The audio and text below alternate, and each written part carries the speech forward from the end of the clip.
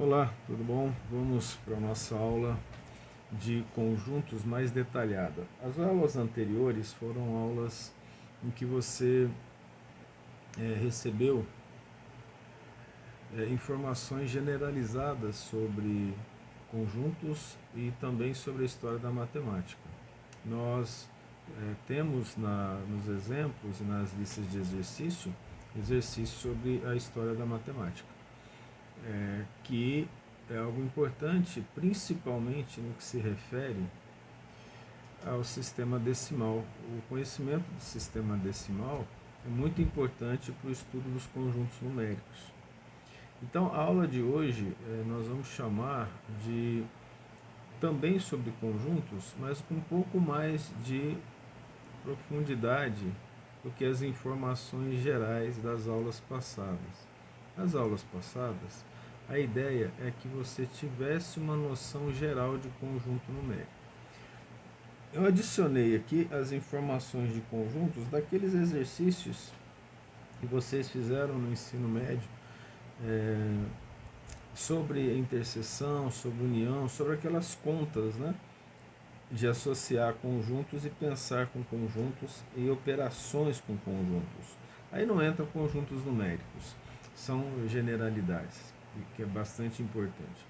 O conjunto, ele entra para nós, no nosso curso, como o tópico 2, considerando que o primeiro tópico foi sobre o sistema de numeração decimal. Então, a primeira informação sobre conjuntos é importante. Não tem definição, assim como um ponto. Reta. A reta ela é definida por um conjunto de pontos, né?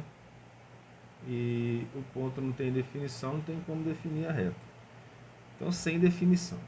No entanto, ela tem conceito, que é conhecer alguma coisa por suas generalidades. Definir significa delimitar precisamente, né? Então, o conceito de conjunto, aqui nesse momento, né, e para esse nível que nós estamos estudando, ele é uma coleção de objetos. E isso é um conceito, porque veja que ele é muito geral. Mas existe uma disciplina na matemática avançada chamada teoria axiomática dos conjuntos. E ela vai fazer assim um conceito mais detalhado, baseado numa matemática mais profunda, que não é o caso aqui, né? Aqui nós queremos noções. Notação de conjunto. Isso é fundamental entender notação na matemática. Por quê? Porque a matemática é uma linguagem, se você não souber o que ele está falando, você não vai conseguir interpretar. Vamos pegar aqui um conjunto, vou colocar aqui na frente, V, V de vogal, e colocar A, E, I, O, U. Esse é um conjunto. Na notação, nós temos, em geral, a seguinte notação. Para conjunto, letra maiúscula. Então veja que esse V aí é maiúsculo. Aí você já deve ter percebido que para os elementos de um conjunto, e aí quem são os elementos? São os objetos do conjunto, né, da coleção. Para o elemento, uma letra minúscula, do nosso alfabeto mesmo. Algumas pessoas gostam de usar as letras gregas, fica à vontade. Tem aí na internet, você pode pegar lá o alfabeto grego, né, para conhecê-las. É bastante usado na matemática, tá? É letra minúscula, né, de um modo geral. E a relação entre elemento e conjunto chama de pertinência.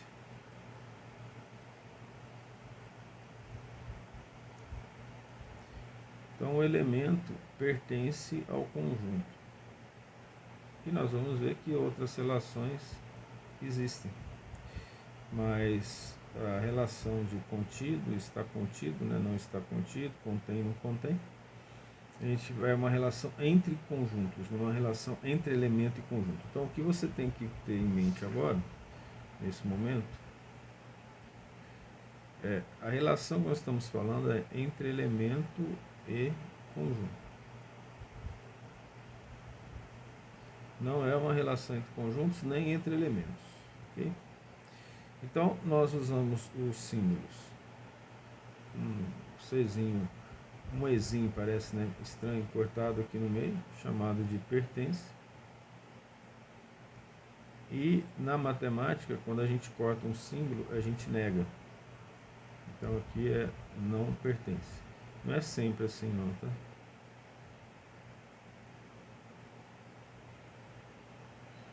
Então eu posso escrever uma relação que A pertence a V dentro disso que nós estamos estudando, desse chamado universo aqui. E temos uma relação dizendo que B não pertence a V, porque B é uma vogal, né? Isso é importante que você saiba, que é uma coisa simples também, não tem muita dificuldade. O primeiro subitem que nós vamos falar sobre conjuntos são os subconjuntos. Então existe um conjunto e existe um subconjunto. A tendência da matemática é interpretar o universo e a realidade. Então nós podemos colocar tudo quanto é tipo de conjunto que você pode imaginar. Eu posso colocar o universo inteiro e o conjunto das galáxias que formam o universo. Posso pegar uma galáxia e colocar o conjunto das estrelas nesse conjunto galáxia, né, os elementos estrelas. Então, a ideia é fazer uma associação entre as partes que compõem a realidade, né? Então, o que é subconjunto? Aí nós vamos entrar dentro de umas definições matemáticas um pouco mais detalhadas, né? O que é subconjunto? E aí é um conceito matemático, se todo elemento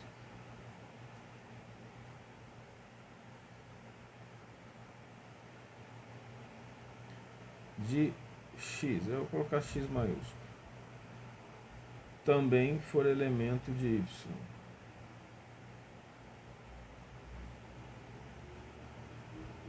y maiúsculo, porque eu estou falando de conjunto.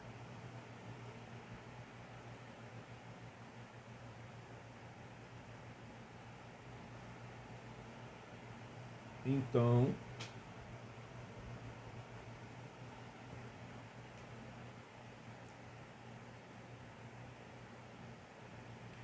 x é subconjunto de y.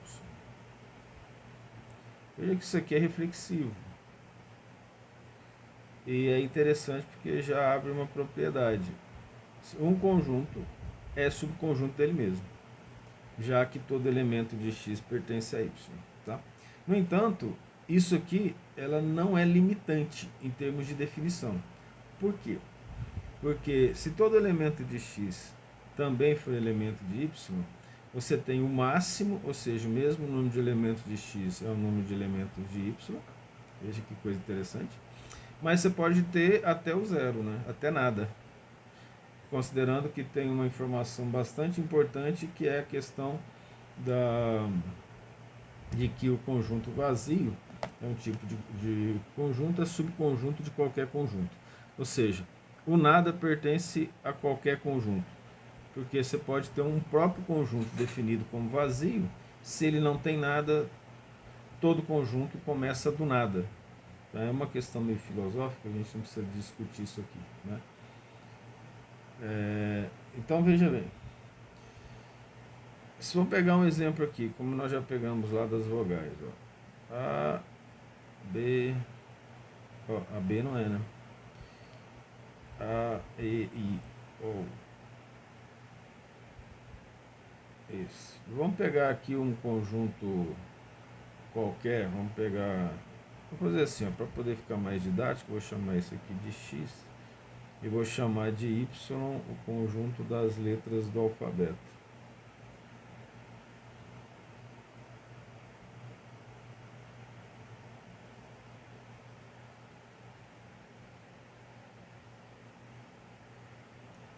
Fecha. Você está vendo que os conjuntos são representados entre chaves, né? Essa é uma situação importante. Então, o que nós temos aqui? Tendo isso aqui, observa que eu posso escrever que X é subconjunto de Y, porque dentro das letras do alfabeto tem as vogais. Só que na matemática nós não escrevemos dessa forma. Nós usamos uma notação. E a notação é a notação está contido, não está contido. Então, nós podemos dizer aqui, ó, que X está contido em Y. E nós escrevemos assim. E a gente lê, né? Coloca entre aspas. X está contido em Y. E aí você já sabe que se não está contido, a gente corta. Então, esse Czinho, isso significa não está contido. Aqui a boquinha aberta para o lado direito, né? Do C aqui. Aí tem um C invertido, que significa falar o contrário do que nós falamos em cima. No entanto, tem o mesmo valor lógico, que é Y contém X. E nós escrevemos Y contém X. Da mesma forma, esse C invertido cortado significa não contém. Algumas informações em termos de propriedades importantes nós já citamos e a gente fala de novo aqui, pra você não esquecer, né? O conjunto vazio é subconjunto de qualquer conjunto e todo conjunto é subconjunto dele mesmo. Então nós vamos do zero ao todo, abarcando aí uma questão filosófica, que está associada ao que nós chamamos de lógica, né? Uma informação aqui, como se fosse uma observação, é um conceito chamado subconjunto próprio. Presta atenção no nome, ó. Subconjunto próprio. Ele é definido assim, ó. Vou colocar aqui 2 pontinhos. É o todo, ou seja, todo o conjunto universo menos o conjunto vazio. Ou seja, são todos os elementos diferentes de zero, diferente do nada que existe num conjunto, tá? Isso implica, vou colocar aqui entre parênteses, ó, que é ele mesmo. Ou seja, todo conjunto é subconjunto dele mesmo. Isso é chamado de conjunto próprio. Apenas nomenclatura, nada demais, tá?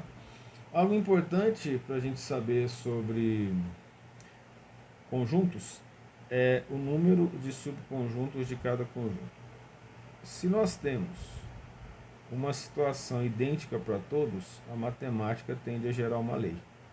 Uma lei é representada por uma equação, que a gente vulgarmente chama de fórmula. Então, o número de subconjuntos, vou colocar 2 pontos, não colocar igual, é igual a 2 elevado a n, onde n é o número de elementos de um conjunto.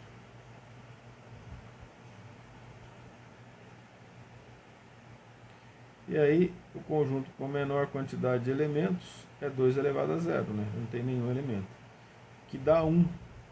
Aí agora você está entendendo por que o vazio é considerado um conjunto em função dessa equação, né? Se 2 elevado a 0 é igual a 1, vazio também é subconjunto dele mesmo.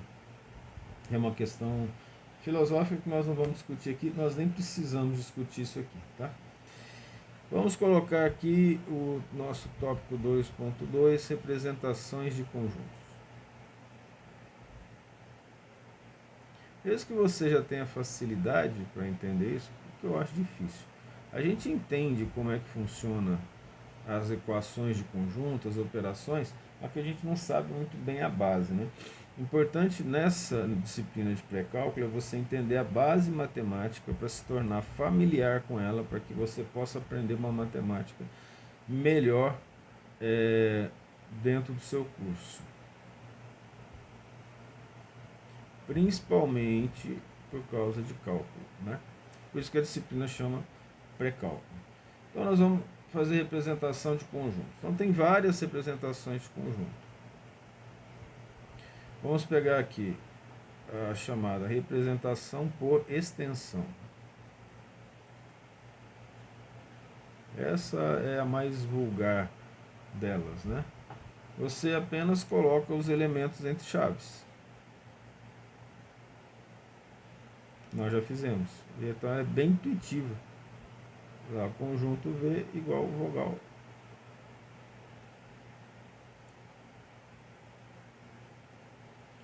Chaves, base de representação de conjunto. Uma vez, de um livro de matemática que a gente escreveu, um professor de matemática leu lá e falou assim, mas ele está representando conjuntos com colchetes. Também pode. Aí ele falou, não, isso representa entre chave, não é lei, tá? E algumas representações de conjuntos em estudos mais avançados, a gente costuma representar entre colchetes. Mas você pode representar entre chaves, colchetes, até parênteses. Não tem problema na representação de conjunto. É que é comum no ensino médio a representação de conjunto por chaves, mas não é uma lei. Tá?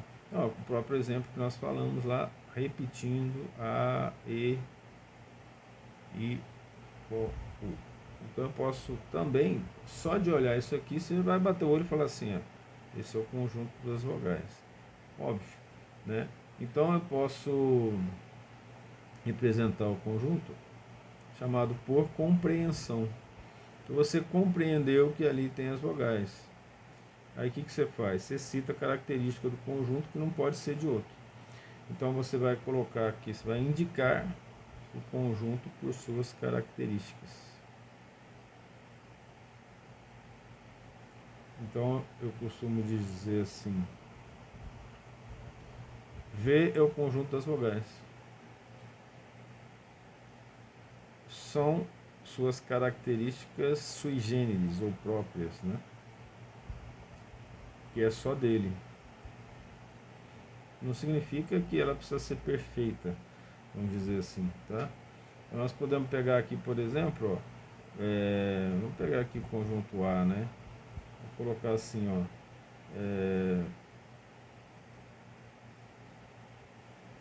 não precisa colocar até entre parênteses, X é qualquer letra do alfabeto romano, né? Vou colocar só o nosso alfabeto, porque veja bem, não fica completamente perfeito, mas do alfabeto que nós usamos, né? Então nós passamos a ter assim uma noção também intuitiva, né? Mas pode ser de alfabeto grego, o alfabeto, não vai falar alfabeto chinês ou japonês, que eles não têm alfabeto, né? São silabários e símbolos. Uma representação mais comum e mais interessante em termos de lógica para a gente resolver problemas e fazer interpretações lógicas é por diagrama de Venn.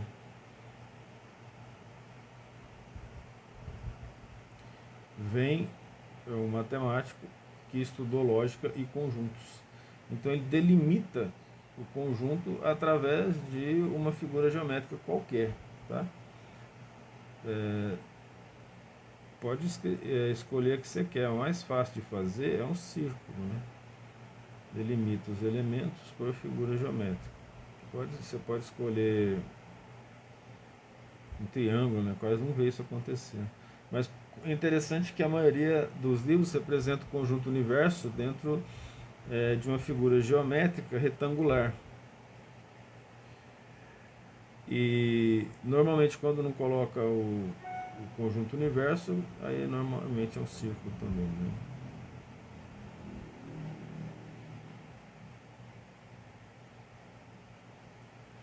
Essa figura geométrica não precisa ser perfeita, né?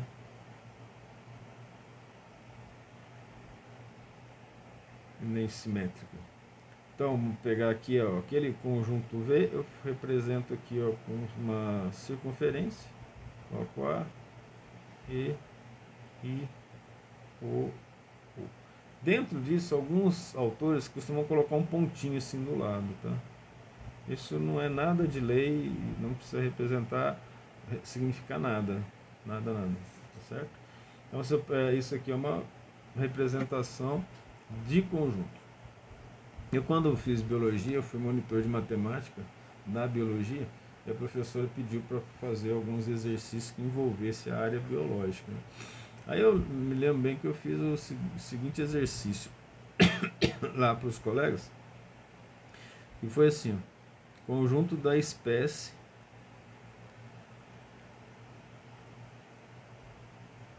Homo sapiens, que é subconjunto, e aí vem a questão biológica, né? Então, esse conjunto da espécie, vamos chamar a espécie, ele é um subconjunto do Homo, que é o gênero. Aí você vê que a noção de conjunto serviu para a classificação biológica, né? Então, vou pegar, por exemplo, a família Hominidae. Aí já não preciso mais escrever daquele jeito. Hominidae.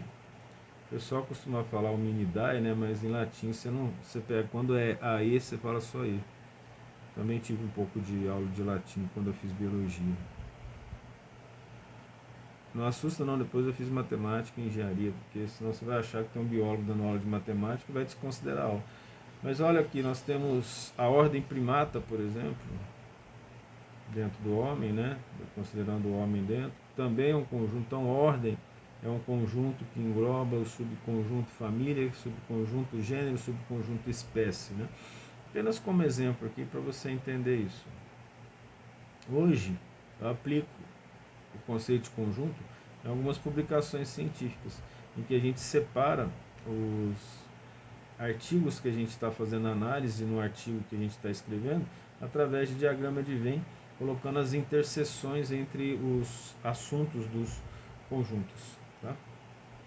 Então nós fazemos alguns artigos de revisão, a gente usa isso. Então peguei tantos artigos de um determinado indexador, tantos de outro, alguns têm interseção. A gente faz essa representação na publicação. Então não é uma coisa que é só matemática e não é uma coisa que está fechada em termos abstratos, não. O conceito de conjunto, em termos de tornar mais exata a conversa na ciência, ele ajuda bem. Então, vamos lá, tipos de conjuntos. Alguns nós já citamos, né?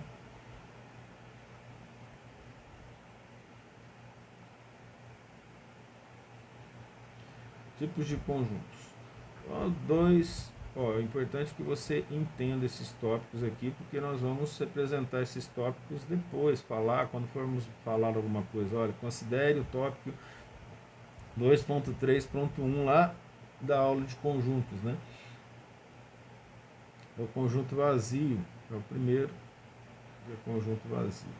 Conjunto vazio, por definição, aí sim, é por definição, não possui elementos.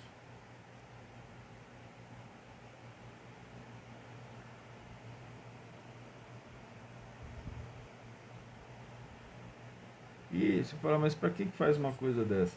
Nós podemos pegar o conjunto do espaço entre as galáxias, não considerando os elementos, considerando o vácuo, praticamente, se considerar matéria, ele não possui matéria, quase ausência de matéria, poderia ser considerado um conjunto vazio, né? No entanto, ele possui partículas que estão intermediárias entre matéria e energia, né, que são as partículas subatômicas. Então, esse tipo de situação permite até uma análise real numa conversa, numa escrita sobre o conjunto vazio. A notação, né, como que ele é notado. Isso aqui costuma gerar dor de cabeça nas questões de vestibular, né? A notação dele é um círculo cortado, ou seja, não elemento, ou chave sem nada dentro. Aí, vou colocar uma observação aqui, ó, que o pessoal do ensino médio gosta de colocar bastante, que é assim, você pega a chave e coloca a esfera cortada aqui dentro. E pergunta se é vazio. Não é vazio. Esse é um conjunto cujo elemento é uma esfera cortada. É brincadeirinha, né? Para confundir conceitos, né? E aí a propriedade principal é que o vazio é subconjunto de qualquer conjunto. Ou seja, ele está contido em qualquer conjunto. Essa é uma definição lógica.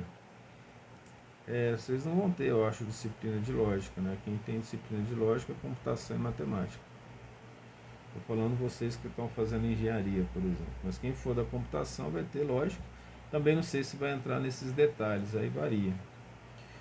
Mas aí essas representações lógicas são bem importantes em algumas comunicações, tá? Bem importante em várias comunicações. Então vamos colocar aqui o outro conjunto, depois do que não tem nada, aquele que tem um, né? Que é o conjunto unitário. Talvez o exemplo mais usado seja assim, número de satélites naturais da Terra. É o conjunto unitário, que é a Lua, né? Então possui somente um elemento. Se for colocar número de satélites artificiais, já vai tender ao infinito com o nome Elon Musk, né? Que agora ele está até atrapalhando o céu com a quantidade de satélites que está mandando para lá.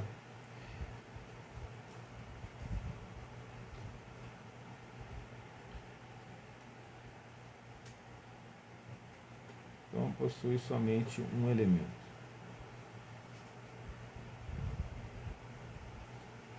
Se filosofa muito com conjunto vazio e conjunto unitário, tá?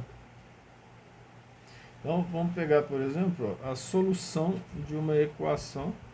Coloco uma equação aqui dentro e ela só tem uma solução. 2x mais 3. Eu quero saber o valor de x, ele só tem uma solução. Não coloquei o igual, por exemplo, mas só tem uma solução. Vamos melhorar isso aqui. Vamos colocar 2x mais 3 igual a 10. Aí, ó, agora a coisa complica. Porque se for o conjunto dos números reais, nós podemos aqui também ter só uma solução. Mas eu tenho, por obrigação matemática, definir a quem que esse x pertence. Vou colocar pertence aos reais. Só tem uma solução para x, então o conjunto, não obstante parecer ter muitos elementos, ele só tem uma solução, portanto a solução desse conjunto ela é unitária. Tá? E vamos passar do 0 e do 1 para o todo, que é chamado de conjunto universo.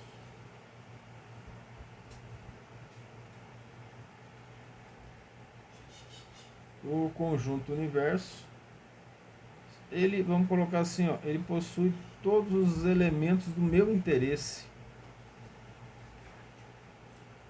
ou com uma determinada característica. Aqui nós entramos dentro dos conceitos de estatística, de população e amostra. Então, meu conjunto universo, eu quero estudar uma sala com 40 alunos, meu conjunto universo 40 alunos. Aí eu vou pegar desses 40, 10 para estudar a minha amostragem, o subconjunto deles.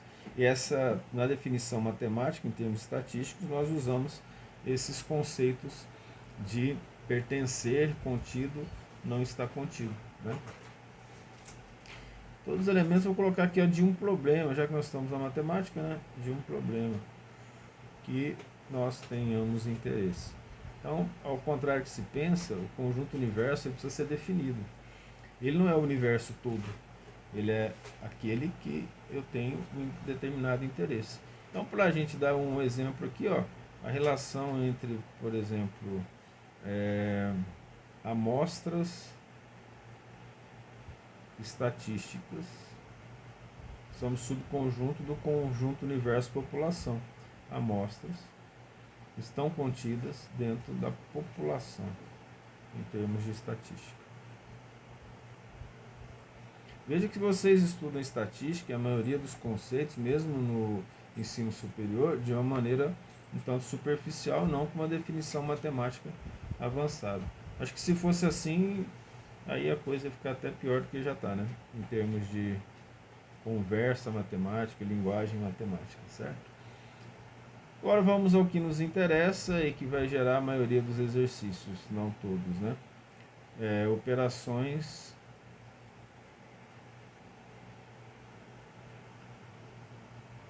entre conjuntos.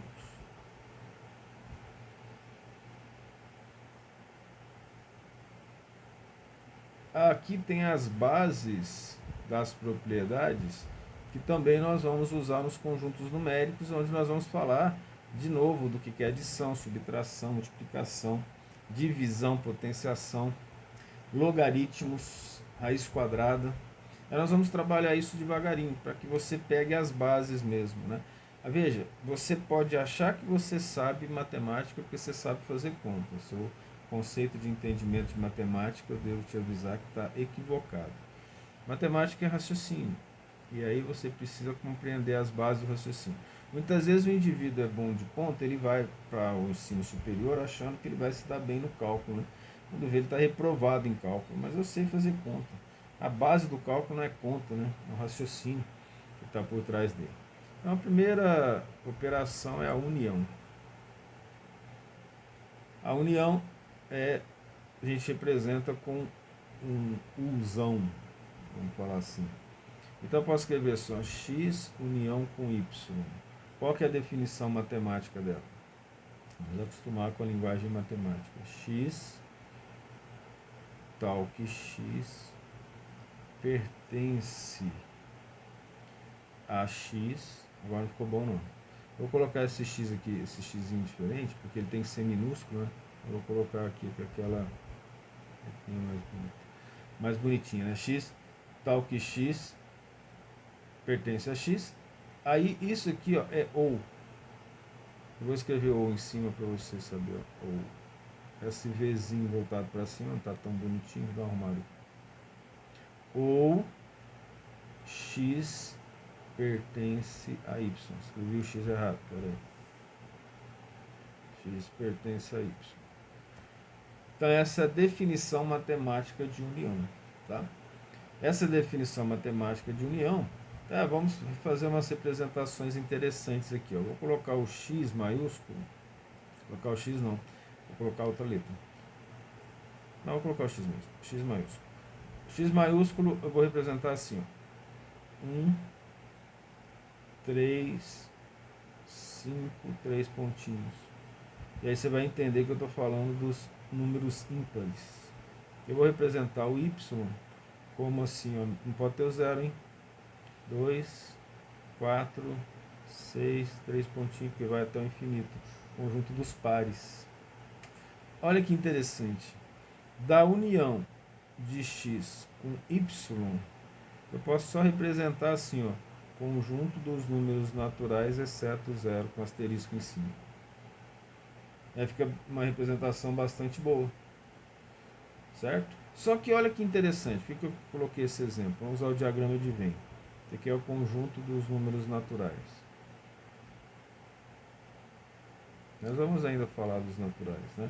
Aí eu vou colocar aqui, ó, conjunto dos números pares, par, e o conjunto dos números ímpares, ímpar. Dois conjuntos. Eles não têm interseção entre eles. Esses dois aqui são chamados de disjuntos, ou seja, eles não têm interseção, eles são disjuntos. Mas a união desses dois aqui, ó, forma o conjunto dos números naturais exceto zero. Por isso que senão a gente não diz que zero é par nem ímpar. Ele não entra. Quando nós trabalhamos com números pares e ímpares, o zero não entra. Se o zero entrasse para o par, não tem justificativa para ele não entrar para o ímpar. Aí ele teria que entrar tanto no conjunto do ímpar quanto no conjunto do par. Aí ele iria contra um termo lógico matemático, um raciocínio matemático lógico. Como par e ímpar são separados e disjuntos, se o zero entra, eles passam a ter uma interseção. Isso, em termos lógicos, não é nada interessante em termos de raciocínio matemático. A gente não consegue resolver problemas. Então a matemática fez isso para poder evitar problemas. A gente tenta evitar problema o máximo que a gente pode. Quando não dá mesmo é que nós tentamos outros subterfúgios, tá? Mas é possível a gente evitar problemas. Principalmente em termos matemáticos. Senão a dor de cabeça é grande. 2.4.2 interseção. Vocês vão ver nos livros mais antigos, e eu até fiz questão, para quem está fazendo matemática básica, que está lá no livro que eu uso, escrevi intersecção. Uma questão de antiguidade também, mas intersecção dá uma ideia assim mais antiga, né? Que aí está mais associado à minha idade mesmo. X interseção com Y, X maiúsculo, é um U para baixo, para mostrar que é o oposto da união. Sei que coisa não é bem definida assim não, mas tá bom. Uma ideia geral é x tal que x, e eu escrevendo o x errado de novo. O x minúsculo é esse xzinho aqui, ó. X tal que x pertence a x. Aí vem, olha que coisa interessante. E, então aqui não é mais o O, é o ou, né? É E, que é o Vzinho botado para baixo. Porque é o oposto do ou, em termos lógicos. Por isso, então, a gente, um é de uma forma, o oposto é de outra forma, né? Para facilitar essa questão de notação e linguagem matemática. E x pertence a y.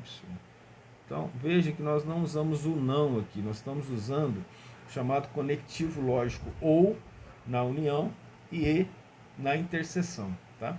Então, para a gente ter exemplos disso aqui, ó, vamos pegar o diagrama de Venn, tá? Diagrama de Venn. Pegar o diagrama de Venn e vou representar aqui um conjunto A, e vocês já sabemos, só para lembrar ali atrás, o A das letras do alfabeto, e dentro das letras do alfabeto tem um conjunto V das vogais. Eu vou aqui marcar a interseção entre eles. A interseção entre eles é a vogal. E ao mesmo tempo, vogal é subconjunto de A. Aí você vai interpretando essa situação, né? Então quer dizer que o subconjunto de um conjunto, ele é a interseção total desse conjunto. Como um outro que nós podemos pegar, por exemplo, fazer aqui uma representação geral, dois conjuntos, vamos chamar assim conjunto C e conjunto D.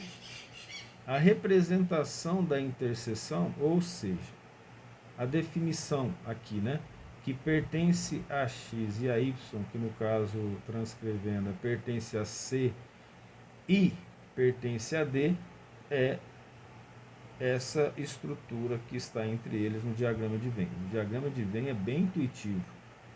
Aí nós fazemos essas representações lógicas. Ele utilizou isso para representar operações entre conjuntos de maneira bastante lógica. 2.4. Lógica dentro de algumas representações. Um problema prático mesmo que nós passamos é quando você tem mais de 3 interseções. Aí você já não consegue fazer entre os conjuntos. Tem 4 conjuntos, né? E os 4 conjuntos têm interseção entre si. Aí a gente, para representar no papel, é muito complicado isso. Passei por esse problema naquilo que eu citei para vocês da questão de escrever artigos e colocar os artigos que têm interseção entre si de revistas diferentes, né? Ou de indexadores diferentes. Vamos colocar aqui, ó, propriedades da união e da interseção. Aqui é meio chato ficar falando de propriedade, mas não tem outro jeito. Por quê? Porque quando a gente for falar nas propriedades, o que nós estamos falando é te convidando a pensar logicamente. Isso implica gastar energia para pensar corretamente. O significado disso é interessante, matemática e raciocínio. Quanto mais você treinar o raciocínio, mais familiar você vai ficar com a matemática, mais fácil você vai entender as coisas. Só para dar um susto em você, nós vamos falar de 15 propriedades e explicar cada uma dessas propriedades. E depois nós teremos uma outra aula em que eu vou resolver uns 4, 5 exercícios utilizando os conceitos de conjunto, principalmente no que se refere às questões lógicas de análise da realidade, tá? Então, nós temos a primeira propriedade, a chamada reflexiva da união. Reflexivo, o nome está falando, reflete sobre si mesmo, né? E nós já falamos dela, por lógica, tá? O que é reflexiva da união? A união com A é igual a A. Essa é reflexiva da união. Aí, o que significa isso? Significa, no diagrama de Venn assim, ó, A união com A O diagrama de Venn é melhor nesse caso, né? Da A.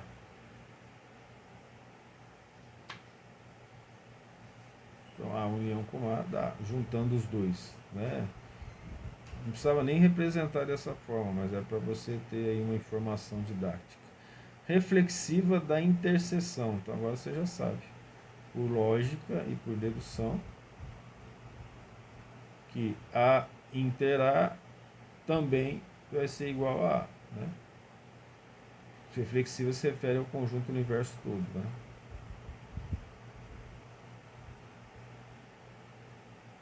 Isso aqui são duas maneiras diferentes, é bem interessante isso, duas maneiras diferentes de mostrar que todo conjunto é subconjunto dele mesmo.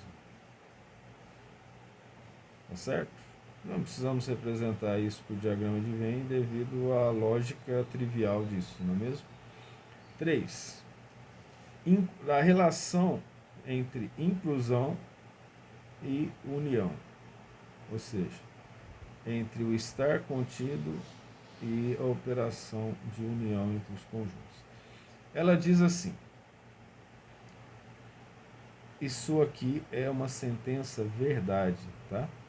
Diz que A sempre está contido em A união com B.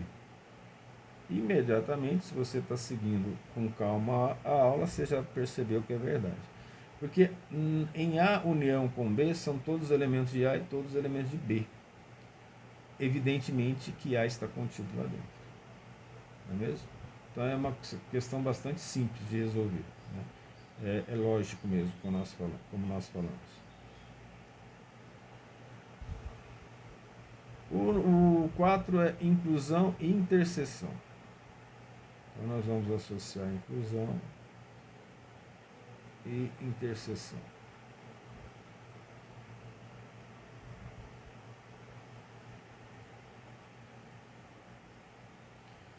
O que ela diz na inclusão e interseção? A interseção com B está contido em A. Parênteses. Olha, o que é A inter B? Todos os elementos de A, que também são elementos de B, está contido em A.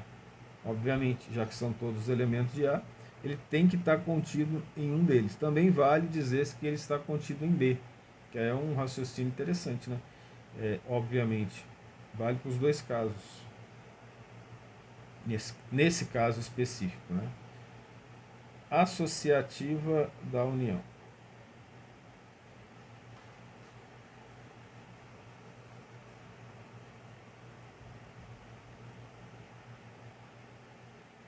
Olha, isso aqui não é aula da área de humanas nem biológica, em que você fala, pega a coisa mais ou menos e entende, tá? A matemática tem esse problema. Ou você pensa para aprender, ou simplesmente você não vai aprender. A não ser que seu raciocínio seja muito claro e você aprende com facilidade. Então, já falando, você já absorve. Só que é necessário meditar. A união com B, união com C, aí a gente só muda o parênteses de lugar. A união com B, união com C. E isso é chamado de associativa da união. Também nós vamos aprender a associativa da adição mais na frente, que é a mesma coisa. Seria A mais B entre parênteses mais C é igual a A mais entre parênteses B mais C. Então, nesse caso, a teoria dos conjuntos, nesse caso, está batendo com uma propriedade dos números também, né? Vejam que números também são conjuntos, então tem que bater, né? Pela lógica. Associativa da interseção. Então, agora também, por raciocínio, você já vai saber.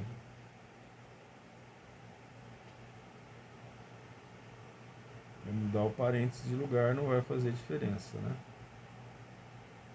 Associativa da interseção. O que ela diz? A inter B inter C. É a mesma coisa de A interseção com B interseção com C, com parênteses mudar de lugar. Apenas isso.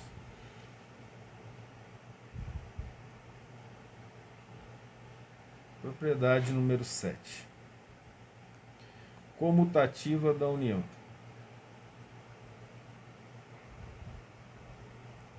Pode parecer estranho, né? Essa questão de comutação, as relações, por exemplo, entre matrizes, e uma dessas propriedades ela foi utilizada para poder gerar a base da matemática da quântica. Não tem como falar isso agora, mas é só para exemplificar mesmo essa questão de comutação. Na multiplicação de matrizes, elas não comutam. Então, A vezes B nem sempre é igual a B vezes A nas matrizes. E isso gerou uma base para que as equações da quântica fossem feitas e justificadas em relação ao que se via na prática. A comutativa da união é simples, ou seja, quando elas comutam, significa que a operação da esquerda para a direita é igual à operação da direita para a esquerda. A união com B é igual a B união com A. Na nossa cabeça, isso é simples, a gente sempre aprendeu que comuta. Em matrizes, multiplicação não é comutativa. Então, comutativa da interseção, agora você também já sabe como que é. Aprendendo uma, a outra tá simples, né?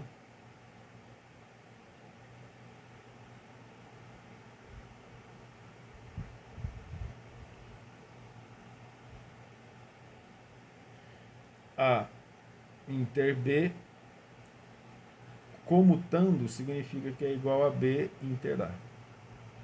Isso é comutação. Propriedade 9. O que a propriedade número 9 nos fala? Elemento neutro da união. Tenta aprender isso, que nós vamos ter que usar isso lá em conjuntos numéricos, tá? O elemento neutro, de uma maneira geral, ele é aquele que, quando ele entra na operação, ele não altera a operação em relação ao outro elemento. Então, isso significa assim, ó, em relação ao elemento neutro. Ó, a união com vazio, ele não altera A, não altera o outro conjunto. Eu falei elemento, né? É o erro. Não altera o outro conjunto. Isso que é elemento neutro. Por isso que o zero é o elemento neutro da adição. Qualquer número somado a zero dá ele mesmo. Essa é a base do chamado raciocínio de elemento neutro. Tá? 10. Elemento neutro da interseção. Agora você já sabe.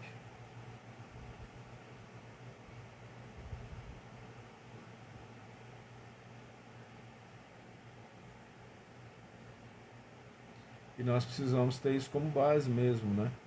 Para alguns raciocínios, que também são raciocínios triviais, tá? O que ele significa? Elemento neutro da interseção. Aí, o elemento neutro não é o vazio, tá?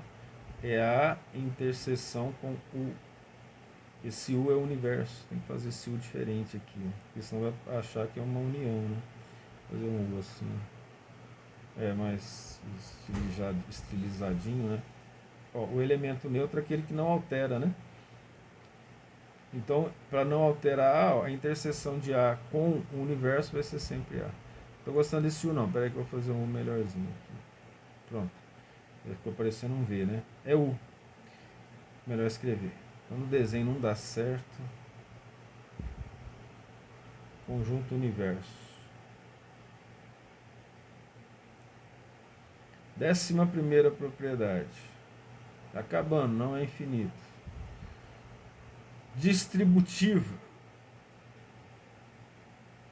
A distributiva usa duas operações. A que você mais conhece é a distributiva da adição em relação à multiplicação, em termos dos números, né? Então, vamos fazer a distributiva da união. Depois a gente faz da interseção. O que a distributiva da união me fornece? A operação interseção com B união com C. Ela me diz assim, ó, A inter B união com A interseção com C. Esse aqui é mais chatinho de fazer, mas vamos fazer aqui para o diagrama de Venn, eu deixo o próximo para você fazer, ok? Mas como é que nós vamos fazer essa daqui? Ó? Eu tenho B união com C e interseção de A com B união com C. Vamos fazer desse lado de cá, ó. 3 conjuntos. A 3 conjuntos é mais fácil. Quem que eu estou falando aqui? Ó? Vou ter fechado isso. Vamos colocar A, B e C. Vou colocar de outra cor. B união com C é tudo que tem A e tem B. Interseção com A. Então é tudo que tem em A, em B e C ao mesmo tempo. Então é só esse aqui. Ó. Mais o que tem em A. Ó. É toda essa parte vermelha. Vê se você entende. Eu vou fazer de novo.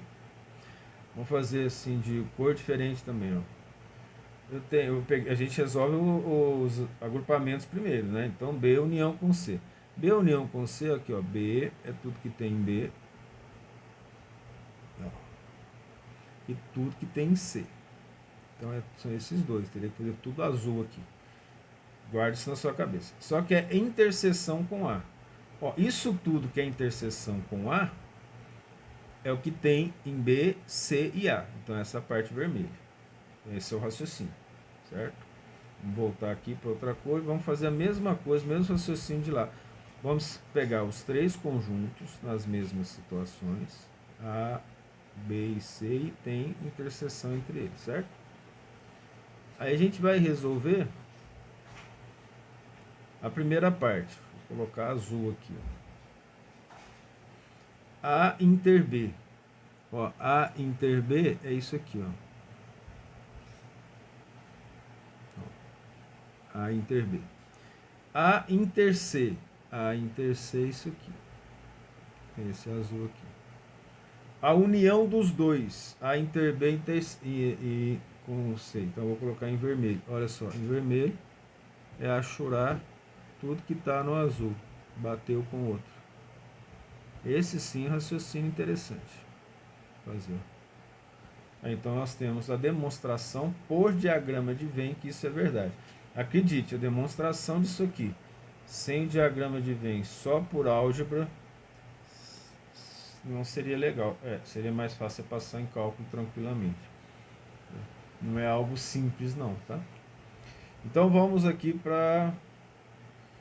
a questão simples ele é. O entendimento que não é simples. Então em termos didáticos, não compensa. Seria mandar todo mundo embora e trancar o curso na próxima semana. É melhor, não vamos entrar nisso porque não interessa no momento, tá? Num curso de matemática, sim.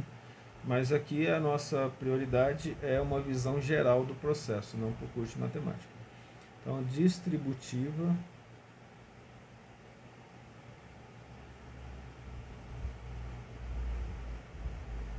da interseção. Esse aqui eu vou deixar você fazer. Aí se eu não conseguir, aí você vai lá no indivíduo, lá o Google, e coloca distributiva da interseção e você vai ver um monte de informações em Brasil Escola, em vários sites, mostrando esses diagramas de Venn associando o que nós falamos. Então, você vai atrás, né, no aprendizado ativo, segundo as novas normas do ensino, né, o aluno precisa ir atrás da informação. Ele só não considera uma coisinha simples, né, que está dentro do comportamento do ser humano, que é a preguiça. Aí o indivíduo desse jeito, se ele conseguir vencer a preguiça, se tiver boa vontade, tudo bem, aí o aprendizado fica mais fácil. No entanto, preguiça, ansiedade são inimigas diretas do aprendizado. Então a distributiva da interseção é a união no agregado, né, B inter C é igual a união com B interseção com a união com C. Essa é mais fácil de fazer, por isso que eu deixei o diagrama de Venn. Ela é mais tranquila de fazer. Ela, na verdade, ela é mais lógica de fazer do que a outra. Ela pula mais assim aos olhos, né? Vamos para o 13. não vamos nem dar nome, porque ele é bastante simples, né? Então nós vamos partir do seguinte, ó. A, isso aqui é a premissa, está contido em B. Está aqui. Quais as consequências de A, ou seja, os corolários de A está contido em B? Também é algo que você vai fazer, tá? A união com B equivale a inter B é igual a... Qual a única conclusão que você tira daqui? Se A união com B equivale a A interseção com B, só tem uma possibilidade. Eu vou ter que fazer aqui, né? A, B. B é subconjunto.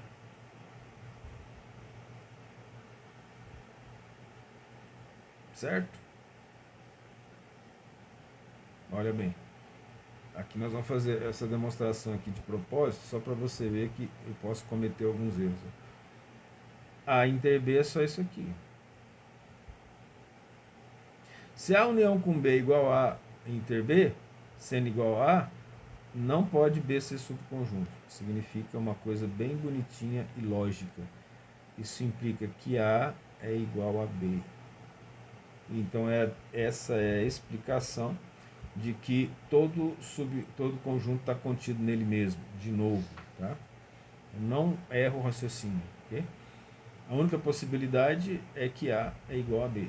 O único modo de A união com B equivaler a A inter B é que os conjuntos são iguais, ou seja, A igual a B. Okay? Outra informação derivada de A está contido em B. A união com C está contido em B união com C. Óbvio, né? Essa aqui já é direta. Essa aqui para fazer então está muito fácil, né? A união com B está contido em B união com C.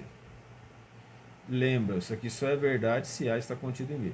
Como A está contido em B, então se a união de A com C é tudo que tem A e também tem C.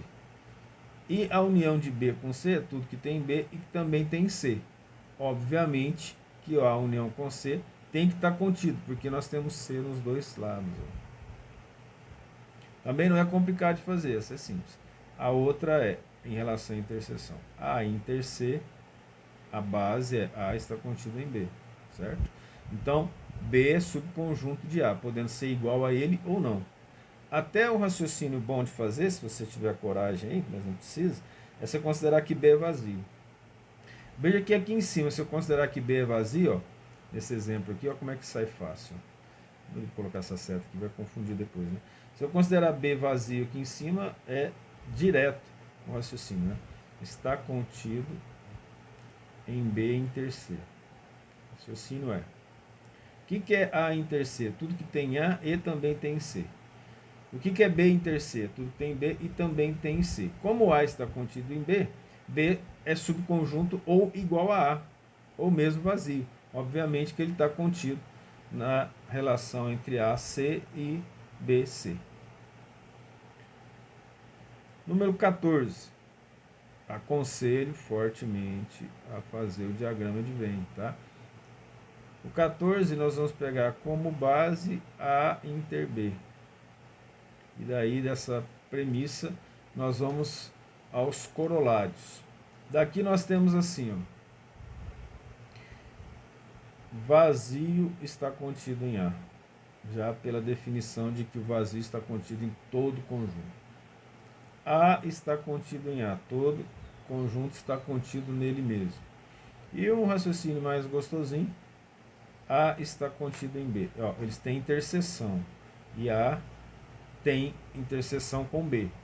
Se A está contido em B, dá até vontade de falar, né? A única conclusão que você pode tirar disso aqui, se A está contido em B, é que ou eles são iguais ou as interseções serão a base desse raciocínio, né? D está contido em C, então A está contido em C. Vamos lá. Se A está contido em B, considera que ele é um subconjunto de B. E ao mesmo tempo B está contido em C, se B é subconjunto de A, obviamente que A também está contido em C. Tá? Se eu considerar vazio para um deles, porque nós estamos falando de interseção. Né? Se tem interseção e A está contido em B, está dentro de A, e B também está contido em C, A obviamente tem que estar contido em C. Também pode fazer o desenho aí, que é bem interessante fazer esse desenho.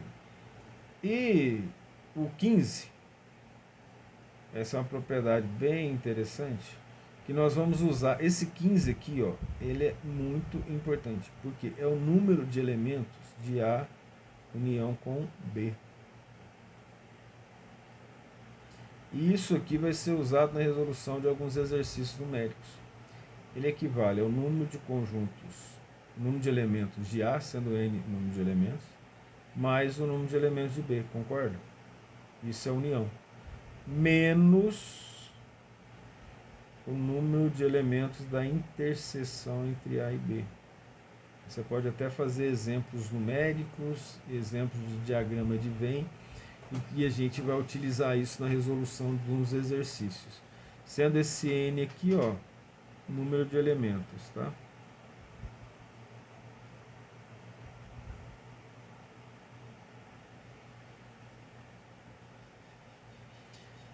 E n é elemento. Ele representa elemento.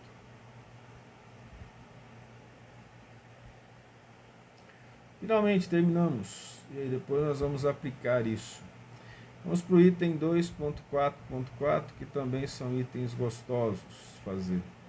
Que é chamado de, no caso, diferença ou subtração de conjuntos. Ah, olha, na sua cabeça já deve ter entrado, né? Tudo que tem um e não tem no outro. Isso que é a diferença. Se é tudo que tem um e não tem no outro, em termos matemáticos, como é que eu represento isso? Eu represento x menos y é igual a chaves. X, esse x minúsculo, porque x é elemento, então ele é minúsculo. X, tal que x pertence a x e x não pertence a y.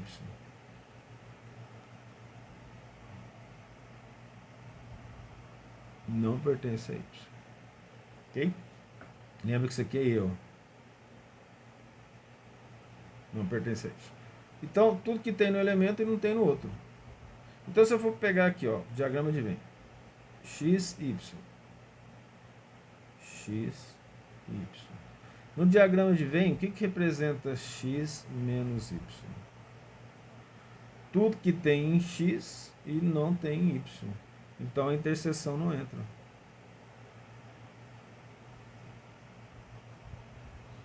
Y não me interessa. O diagrama de Venn, representação bastante simples aqui. Dentro do 2.4.4, nós temos aquela base dos exercícios que costumam cair no Enem, nos vestibulares, né? São os principais, essas últimas partes aqui, ó, de diferença, e algo também chamado de complementar, que é um tipo de diferença. Só que ele é um tipo de diferença com uma característica própria, que é em relação ao conjunto universo, chamado conjunto complementar. Então é aquilo que se complementa em relação ao conjunto universo. Tá? Então o complementar de um conjunto, de qualquer, ele é definido assim, ó, universo menos x, nós representamos como x, c em cima, que é uma representação, é assim que a gente representa, ou nós representamos complementar com x em cima e união embaixo, ou nós representamos como x com traço por cima. Qual que é a definição disso, né? Ou seja, desse que nós colocamos aqui, do complementar, representar assim que é mais simples. Ele é igual a x tal que x, Olha o x eu escrevendo errado não sei quantas vezes. X tal que x pertence ao união. E x não pertence a x, né? Porque nós representamos o caso do complementar, né? Isso é o complementar. Em termos de diagrama de Venn, né? Se a gente for representar assim, ó, eu vou fazer como o pessoal faz, representar o universo como retângulo. Então esse aqui é o conjunto universo. E aqui dentro tem o conjunto do x.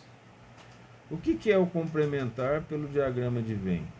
É tudo que tem no universo, mas não tem x. O x não interessa. É aquilo que complementa o resto, exceto o x. Então a gente vai achurar aqui fora. E aí nós temos o complementar. Dentro do complementar, nós temos duas leis, chamadas leis de Morgan, que na verdade são duas leis bastante lógicas, por isso que a gente colocou aqui, tá? Mas também de forma interessante, antes de entrar nisso, vou colocar uma observação que é chamada de diferença simétrica.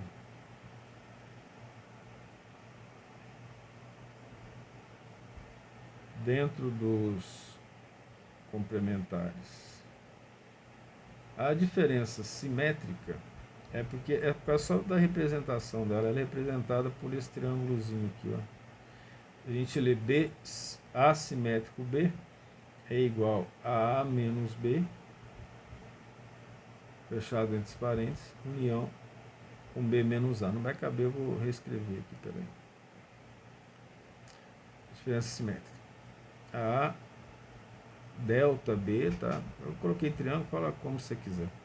Vai ser A menos B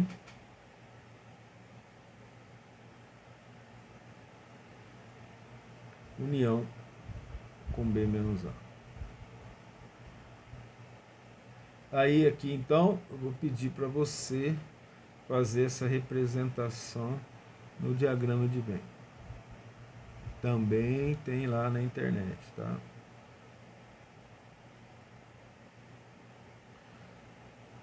Matemática tem que aprender a pensar por si mesmo. Se você não quiser, tudo bem, mas aí sofra as consequências, tá? 2.4.5.1 é o que nós chamamos de leis de Morgan. São duas leis de Morgan, que também você vai encontrar com muita facilidade na internet, mas eu aconselho você pegar um tempinho, 10, 15 minutos, aí você tenta fazer a análise por diagrama de Venn em conjunto universo. Se você não conseguir, aí vai atrás e pensa naquilo que você foi atrás, tá? A união com B complementar, vou colocar aqui, ó, complementar aqui em cima, é igual a o complementar de A interseção com o complementar de B. Essa é a primeira lei de Morgan. E a segunda lei de Morgan é A inter B, ou interseção com B, o complementar dele, é igual a A complementar união com B complementar. É gostosinho fazer esse exercício de pensamento, ok? Nossa aula sobre generalidade, sobre conjuntos, a outra foi a introdução, essa é generalidade. Termina aqui. Depois eu vou mandar uns exercícios resolvidos, uma aula só de exercícios resolvidos sobre os conjuntos. E depois nós vamos fazer os conjuntos numéricos. Dentro de conjunto numérico, repetindo, já falei isso na aula passada, nós vamos falar ali dentro das propriedades das operações, as operações, potenciação, radiciação, nós vamos falar sobre fatoração, ok? Dentro de conjunto. É uma aula que parece muito grande, mas nós vamos juntar várias informações dentro daquele escopo relativo aí aos conjuntos, ok? Então, até a próxima aula.